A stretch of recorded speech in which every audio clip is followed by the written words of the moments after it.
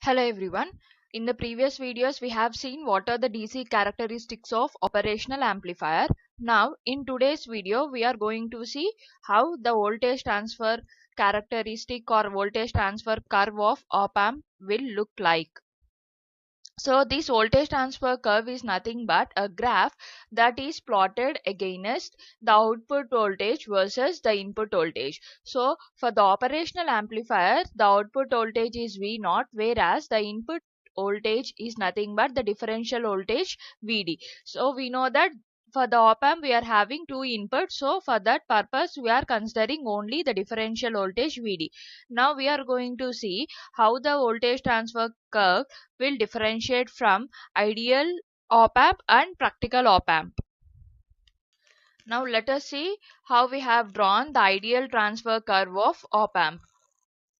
So for the ideal op-amp, we know that the gain of an ideal op-amp is infinite. So from this condition, if you observe, this V0 by Vd value will be infinite only when the denominator part will be 0.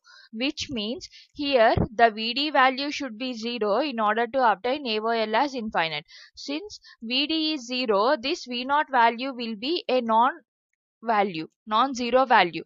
Okay, so here this V0 is a non-zero value and we are assuming this V0 as a saturation value, which is nothing but plus or minus Vsat or the power supply value of op-amp. If you observe, whenever the Vd is 0, the output voltage will reach to the saturation value. So this is the curve of ideal voltage transfer curve of op-amp when Vd is 0. Since this Vd is 0, by considering the ideal gain as infinite. So if you observe from this curve, for 0 input voltage, the output of an op-amp is always a saturation level which is plus or minus Vsat due to an infinite gain. So this is the curve of ideal op-amp. Now we are going to see what is the practical voltage transfer curve.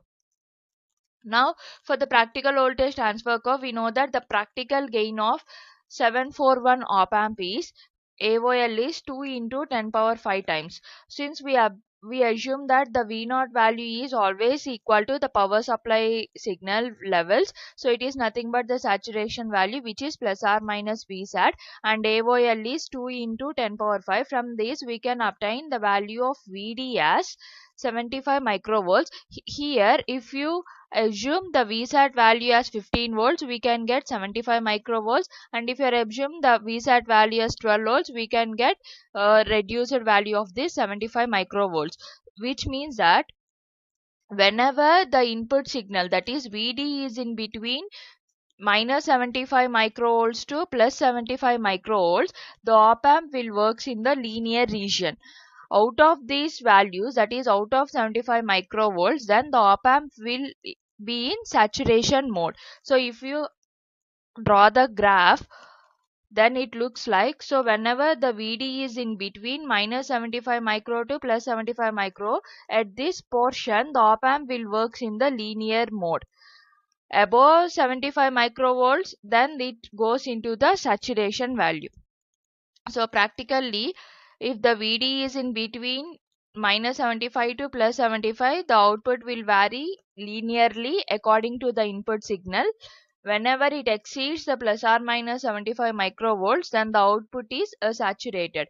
So in practical applications, if the op-amp should be work in the linear region, then we have to maintain this Vd value as large as it can be. Then we can say that this op-amp will work in the linear region before entering into the saturation.